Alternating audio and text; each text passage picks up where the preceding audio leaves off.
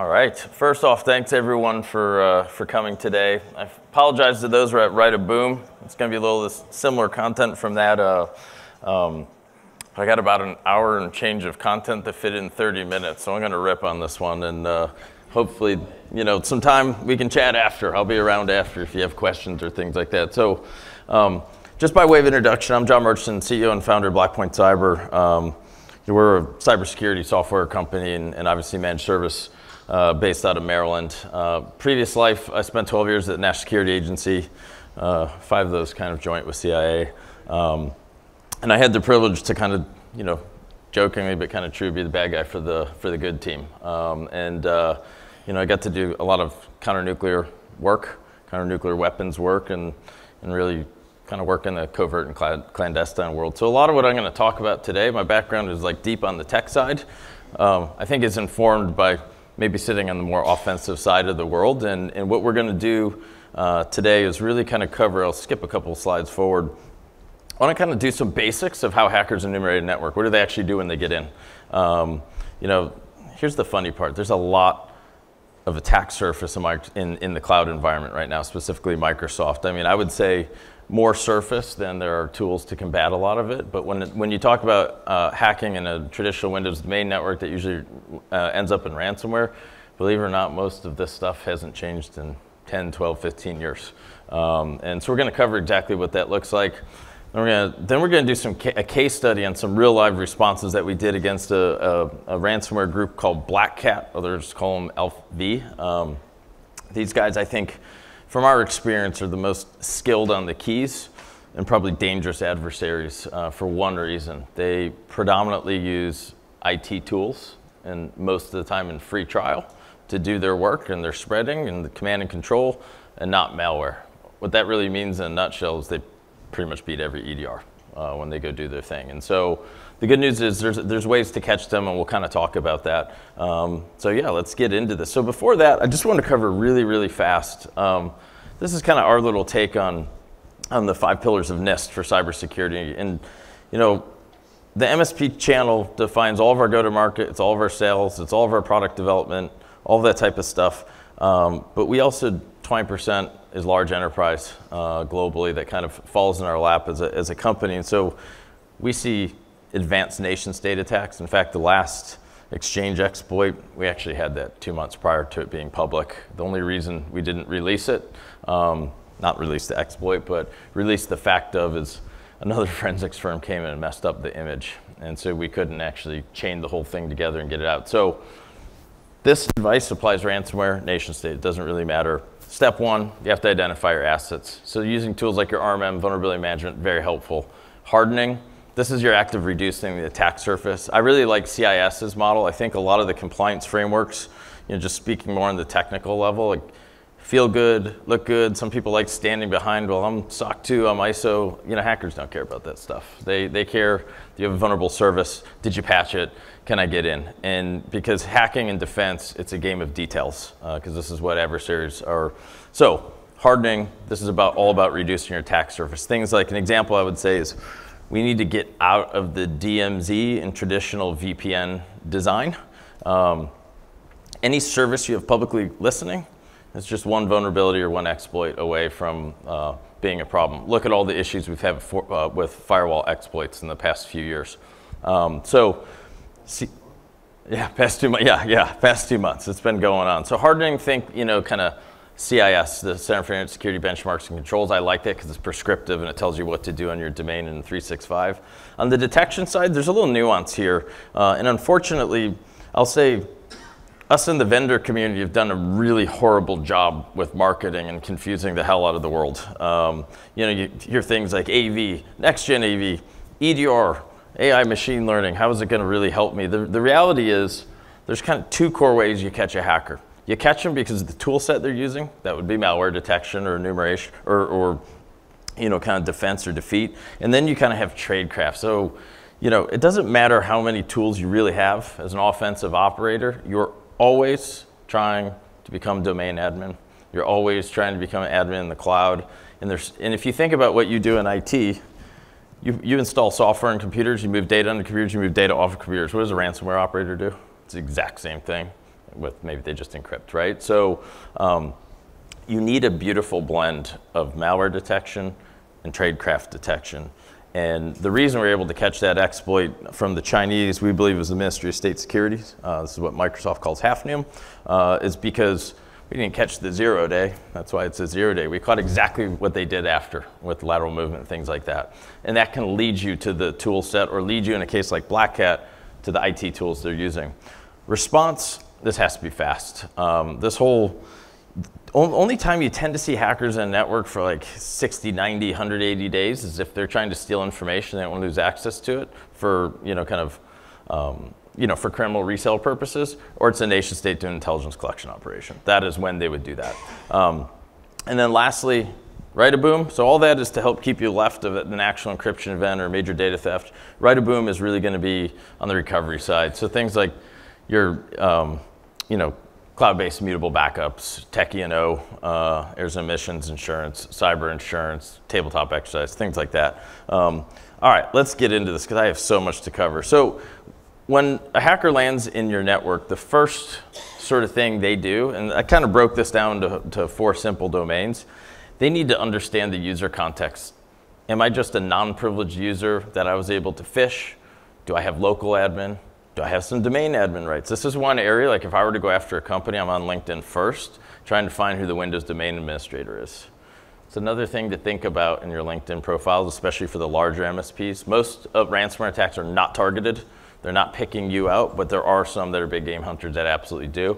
And it's a lot easier if you can really reduce a little bit of that public-facing attack surface, so it's not as easy to figure out who those guys are. Then it's domain and device. Who are the administrators, trusts. Here's something I hear all the time that it kind of irritates me, to be candid. I hear people say, security by obscurity is not security. Yes, if that's all you're doing. But trust me, when you land in a network and you're naming devices based on either the department, the human's name, or their role, like if it's in the C-suite in my company and it's like John CEO computer and thing, that really helps the adversary. When it's a string of characters and you have to try and figure out who it is, that is much harder. It absolutely works, and it should totally be part of your strategy within reason, we understand, but that stuff does work. Your number one job as a defender is to increase the dwell time of the adversary so you have a better chance of catching him at the right stage. That obscurity does help a little bit. The network enumeration is an interesting one, and I'm going to cover something Black Hat did which shocked me actually, but this is something that what separates kind of pros from Joes in the hacking world when you start going to large enterprises and large networks is actually the ability to enumerate and understand your core routing and switching infrastructure. This can tell you a hell of a lot about a company and where you want to go. In the MSP space, the average endpoints across, now there's no distribution here, just average endpoints in the MSP space of your end customer is 23 in our industry. 23 endpoint networks are pretty tiny. So there's not a lot of routing and switching, but I want to cover a little bit. And then lastly, applications, which ports are open, are they exploitable? And I'm going to show real world examples. So a real quick example of kind of network discovery here. And this is stuff that you see the hackers do. We see them on the command line argument when they get in, simple stuff. They want IP config, they want to understand, your DNS servers, things like that, route table, netstat. This one's awesome for defenders and hackers because this tells you what the computer's talking to. So if I pop in, an IT professional or domain admin, it's really useful looking at his kind of netstat activity to see other servers he might be connected to. The other thing is kind of on the network discovery side, simple things like when you land in a network trace routing out to Google, that's actually really useful to help understand if there's other subnets involved. Is my ICMP traffic being filtered? Because that tells me somewhere in that hop is probably a firewall. So the next thing I'm going to do is try and log on to it, or at least open the web page up on port 443 and that IP address just to see, is it a FortiGate, a Palo, whatever, because either now you're on the hunt for creds or you might have an exploit. And then one that's actually really useful is NetSH. I'm sure you guys have used it in IT, but you can enumerate wireless environments. You can bind secondary IP addresses to talk to other infrastructure. It's actually quite effective. Used a lot less. I haven't seen this, honestly, in anyone hacking MSPs, but if you can sniff traffic those broadcasts can be really helpful, specifically like Cisco Discovery Protocol, just because it tells you what switcher router, what OS level, et cetera. One other little thing I see all the time, and unfortunately where I used to work recommended putting this banner, message banner of the day on Cisco saying, hey, you're on a Blackpoint router, get out of here, we'll prosecute you. Honestly, I use that to find out if I land in the right place. You got to figure out, did I hit someone at home? Are they VPN'd in? Like, what? Don't tell them. Don't put that stuff on there. They're not clearly not worried about being prosecuted. So, just a couple little things right there, and then domain user discovery examples. So, local user name enumeration, current user, net sessions are amazing because this can kind of get you targeted in on where people might be logged on to, specific computers, so you can go target them. Again, back to when you name it really easy, you can go really quickly here to get to where you want. And then, all right, let's get into Black Hat. I'm sorry I'm going so fast here, but I'll hang around for a while after. Black Hat is a ransomware group. It's really interesting. It's very, very hard to tell different affiliates from each other. So sometimes ransomware groups, they share tool sets, they have some, kind of training, and you don't really know what group is it. Is it like the original group? Is it other affiliates they've brought on? What I can tell you, we have done at least half a dozen live responses against Black Hat. They all seem to operate the same. I've looked at a lot of the threat intel that's published out there, and I think a lot of it's misattributed and wasn't Black Hat, because every time we deal with these guys, they really look the same. So they're kind of, now these aren't all in perfect order because you're always kind of persisting a little bit as you make your way throughout a network. But the interesting part is persistence isn't as common in ransomware attacks as some might believe, because they want to get in, they want to rip fast, they want to encrypt you and get out. But they'll go through a discovery. So interesting with them, they use tools like Total Network Inventory, Soft Perfect Network Scanner, and Advanced IP Scanner to enumerate their environment. So this is kind of the phase where they're trying to figure out where they are. This is the best time to catch a hacker. If you're trying to catch and stop a ransomware operator by picking up on the fact that he's encrypting files and your EDR tries to stop it, it's almost always too late. And in the new mechanisms for ransomware are usually too fast, and they'll pop that machine before anything can stop it. The next thing is kind of credential theft, lateral movement. This is when lateral movement's starting to happen. This is like a 5-alarm fire. Okay, and this is also one of the best times to catch an adversary. Lateral movement could be as simple as RDP. It could be the copy command with remote task scheduler. It could be using PsExec, WMIC, things like that. These guys use PDQ deploy, I've seen as well, which I'm sure we've all deployed software with that as well. And then on the defense evasion, we'll cover a little bit of what they do. But then with these guys, exfil, they use WinSCP and Megasync. So that's another dead giveaway. So example one here. This was a customer of ours that unfortunately partially deployed our agents. So that's another issue we see in a mass amount of customers, either through trying to save money or through just poor hygiene and management of software. These guys had a VMware Horizon server sitting directly connected to the internet. So a big no-no, a big no-no. And that entire little subnet we had no visibility into. So when they landed on, they basically used total software deployment and PsExec and PDQ to deploy Screen Connect. Now, ConnectWise has actually done a very good job at getting a hold of this, because what people like to do is get free trials of this stuff. Think about what you can do with that product. You can remotely access the machine, and you can execute scripts silently in the background, right? Because you guys don't want to, have stuff popping up on the screen when you're doing IT administration. And then they'll use WinSCP. The next example was back to my comment of we got to get rid of DMZs and we got to move to zero trust network access, to the point where your boundary has nothing listening on the outside, and you broker connection to applications through a cloud, and you can do it application by application. This is much better than a full tunnel sort of remote access. I'm telling you, it was these types of vulnerabilities that kept coming out that made the cyber insurance industry almost revolt against MSPs. And now your life is a lot more challenging. Because what happened, especially during the pandemic, you pop one of these devices, you get clear text username and password to anyone that's connected. What were we all doing in the pandemic? We're all working remote. IT guys remote in all the time. who do we tend to like, or where do we point our authentication generally? To Windows Domain Controller, right? So what happened is adversaries were basically getting domain admin on their initial entry.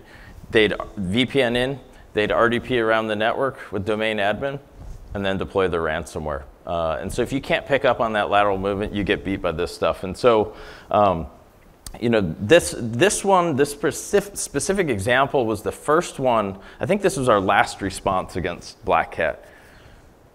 That we saw them, you know, that we onboarded this customer and they were already owned. So these guys were spreading. So we had to move really, really fast. They deployed Screen Connect. And then what was really wild is Screen Connects, we are calling ConnectWise because they're really great. They cut off the access right away. Bryson over there. But they wrote some ML to try and detect this malicious use of their tools. And they actually were able to stop that one. And we watched them within no time pivot and put a Terra down. And a Terra, you can sign up with a freaking Yahoo account and Gmail account, so anyone can get it and get it really fast. So that was a really interesting one. We watched these guys pivot very successfully. So let's get on to initial access. So this is one of the responses we did. These guys like to stage their tools right in the music directory. How many people use the freaking music directory in Windows anymore? Like none of us do. So, but this is where they like to put it. You can see Advanced IP Scanner, and this is like right from our tool, our product. And so you can see them kind of staging some of their tools. The next thing they did is there's a registry key. It used to be this way by default, where anytime someone logged in, credentials would be held in memory in clear text, which makes using a tool like Mimikatz, a cred harvester, a lot easy. Well, Microsoft and the newer operating systems has, you know, by default made it encrypted. So the first thing they did, they staged their tools, and then they prep the server for better cred harvesting. So they set this bit, you know, back to 1.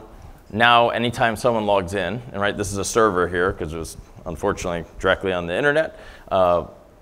They got a much better chance of getting domain admin or high admin creds that they can spread around the environment. So that's a perfect case in the real world of what it looks like when someone's teeing up a machine. We'd call this, you know, preparation of the environment or battlefield, but that's what they were doing there. The next is now, so that's like initial access. The next kind of phase here is discovery. And this is what was interesting. So this is them doing network discovery. So you can see, you see Explorer, they launch kind of command.exe, route.exe. They're just trying to understand, you know, sometimes servers can be dual homed and the routing table can tell you a lot more. You're getting ARP broadcasts from like, you know, 2 different subnets. And so they like to look at that stuff. And then you see advanced port scanner and advanced IP scanners, what they use to start doing port scanning. And then another thing you almost watch in almost every ransomware attack is you're going to see a lot of times a lot of failed $C$, D$, or admin $ share attempts. You know, so those kind of admin shares. And then you see successful ones. It's like a dead giveaway. Their first creds they tried failed. And when you see the successful ones, it's hot and heavy. You got to move really quick. But this is them in the wild doing it. This one blew me away. I've never in my life seen a ransomware group enumerate core routing infrastructure and switching.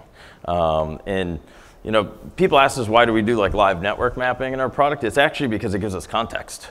It gives us context, like if it's an unknown device, it doesn't have our agent, it doesn't have any other device in the subnet, we can almost always know it's probably VPN access. They're coming in over VPN. But in this case here, you know, we can see, we take ARP and we resolve it to the MAC vendor and then kind of pick the logos. But right from Netstat, you can see they had PuTTY down here, and then right over here connected to port 22. If you look at all of those IPs and look on the map, that was them actually enumerating some of that network infrastructure.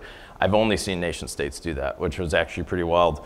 I don't know what else they did with that in this case, because in the ransomware game, the network enumeration is a little bit less useful or needed. So this one gets interesting. This is where they used NetScan. I know it's hard to read, but you can kind of see up here, it says, you know, HTTPS, and then and it's being launched from Microsoft Edge. That's them viewing internally hosted web pages. So they're trying to get a sense of what's hosted internally, can I steal any data? And then you'll tend to watch them do vulnerability scanning to understand like, oh, okay, I have an exploit maybe for this old Cold Fusion server or something silly that's running on the inside. And then total network inventory, this is them discovering devices. This is building their hit list to then deploy their payload to. if you think about everything I've mentioned here, did I mention any malware? Zero. This is where the game, this was always my favorite way. I always felt live off the land, whether you're doing undercover work or kind of hacking is way more effective, and it's a lot easier to get away with things, and it looks like IT administration. It used to be that every sort of breach we dealt with, the joke is always Cobalt Strike. It's some just different wrapped Cobalt Strike, pen testing tools. That's the other funny thing in our industry. Believe me, we love red teaming and pen testing, but as we keep pumping tools out there, all over the internet and GitHub and whether it's cloud enumeration stuff, this is 90% of what we're defending against is people maliciously using the tools we're supposed to be using for good. These guys did a different take. They just said, forget it, we're gonna use IT tools because we'll evade everything. And so this is kind of, from real world stuff right at the command line, what it looks like as a ransomware group is trying to move through this environment. So now we're getting onto the phase that gets really scary. So this is lateral movement. This is lateral movement in a nutshell is you land on patient 0 and you're trying to expand your access. There's a bunch of ways to do it. The thing though is it's almost never done by way of exploit in most responses that we do. It's almost all, I would say 99% of the time, you're not seeing someone throw an exploit from one machine to another after redirecting through the internet and redirect. That's kind of actually tricky to throw that. You have to do a lot of kind of tunneling and port forwarding type stuff to get that exploit to be delivered. So you tend to watch them live off the land. And so these guys love PS exec, total software deployment, RDP, and then in only one response did we see them use PDQ deploy. And that one we thought was pretty interesting, but you can see right away here, explore.exe, PDQ deploy. It's pretty obvious what they're doing. And I'm telling you, more and more the ransomware groups are going, they've always used these type of tools. The difference is command and control now is being done through IT tools instead of malware. And this type of attack right here will get past almost every EDR in the market, or most of them. They'll usually maybe catch a couple things, like, oh, they tried Mimikatz or something like that, but you're still gonna have active command and control. There's still gonna be laterally spread, and you have to move pretty quick. It's not to say EDRs are bad. We love them, we integrate with all of them, but I see them more on the side of trying to detect the malicious tool set and less on the side of tradecraft and spreading detection. When we get to persistence and command and control, persistence is really easy here, right? Again, they use an RMM, it persists, it's legit. Here's one dead giveaway. If you run ConnectWise or Screen Connect, right, in your environment, it tends to run as system most of the time. So we've done responses where ConnectWise was the tool that was running, and then there was another version, because you can run multiple copies of that. The malicious ones almost always run as a user, not system, right? Because it's a privileged user. So that's one giveaway in your own networks if you're ever hunting. The other thing here is you can see them using net commands to just change passwords. This is them trying to seed more accounts in there that they can use in case someone like us picks up on, we block an account or whatever. The other thing is the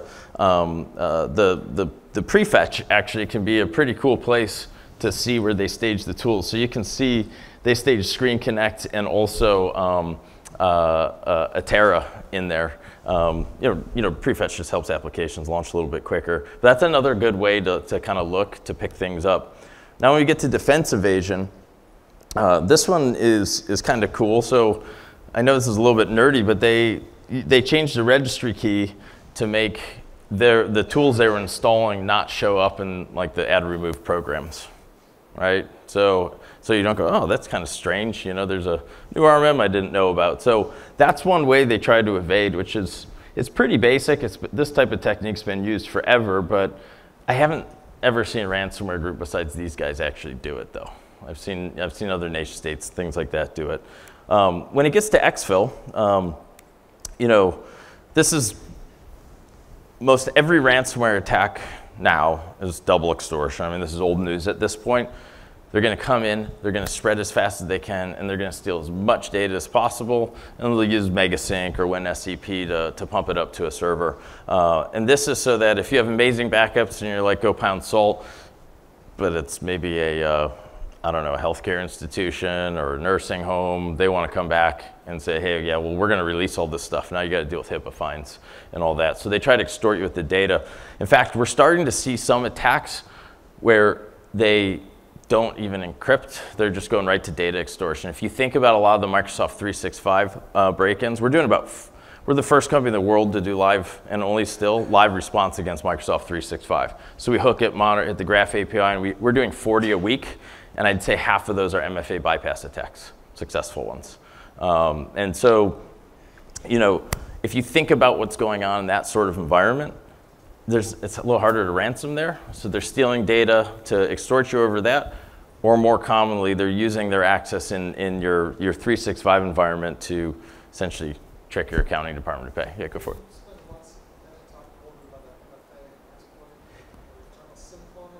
Yeah, no. What they tend to do is what we're seeing a lot today is they'll send a OneNote attachment in. You know, just trying to, it doesn't matter what it is, they're just trying to trick your end user to log into 365, right? But what they've really done, actually, I don't know if we'll have time, but I can show you. I have a video we made of how this exactly works. Like, we recorded it all. This is just one technique, okay? There's other ones. But the most common one we see is it's a credential harvesting attack. So they put up a cloned like template of the Microsoft 365 login. Then that server is really proxying what you put in and then sending it to the real side. So what happens is you're like, oh, my boss sent me a OneNote thing, whatever. Oh, it's asked me to log in. I log in, they get the username, they get the credential, and then they get their auth token, whether it's, you know, the kind of changing number or a push request, they put that in, that grants a session token. And that session token then what you do, but what it does is it successfully logs them into the real one. And then what you do immediately is you take the username and password that you just got, you clear out basically all your cookies, and you paste the session token right back into the browser, and that thing has a time to live, and boom, you're in. That's it, all day long. We see it every week now. You know, so I hope that was helpful. Is that okay? Yeah, I'm telling you guys, the 365 infrastructure, and we love it, right? We all run our business off it pretty much. It is, the attack surface that is sitting there is, I mean, we're the first guys in the world doing this kind of live response stuff on that, and I can tell you the attack surface is still so much bigger than all the defense capabilities out there right now. The threat actors are just in mass, not as spun up on that exploitation as they are on the Windows stuff. Expect it to increase. That's one of the reasons, like, when we hook 365, we actually take all the settings and map it to CIS, so our MSPs can use that to harden. Because we really got to bring that attack surface down a bit. Now, getting onto the actual ransom, this one's kind of interesting. It used to be you'd try to kind of ransom slowly or hide the ransom. Everyone's switched now. Most of these ransomware groups write their ransomware in something called Rust. It's very parallelized, it's fast, you know, programming language, and they can ransom so darn fast. They don't care. They're like, I'm telling you I'm ransoming, what are you gonna do about it? You know, our agent actually has an automated anti-ransom capability. It's a last line of defense. And this is one, you know, where we try to pick up on the act of this ransoming and then, you know, kind of smoke the parent process. Even with that, and that is you know, we benchmarked against every EDR and outperforms by quite a bit. This is so fast, it still encrypts part of the machine before our agent can auto stop it. So the whole point to this is, like, if you're relying on your automated endpoint tool or your EDR, whatever, to stop a ransom attack, it's like trying to detect and do it at this stage. It's like trying to detect a cruise missile, or deflect it like 50 feet outside your door. You're likely going to still get blown up. You have to catch it in all these other phases, right? When we're talking their persistence, their lateral movement. If you dropped a soldier right into the middle of Ramadi back in the mid-2000s in Iraq and he had no freaking idea where he is, he's a lot more vulnerable. And this is the same thing we have to do to adversaries. You have to catch them when they have an information disadvantage, all right? And so this is why we find, like, log-based defenses. Like, if we gobble up tons of logs and try to use a SIEM to do what we couldn't. It's too slow, too hard to put the puzzle pieces together.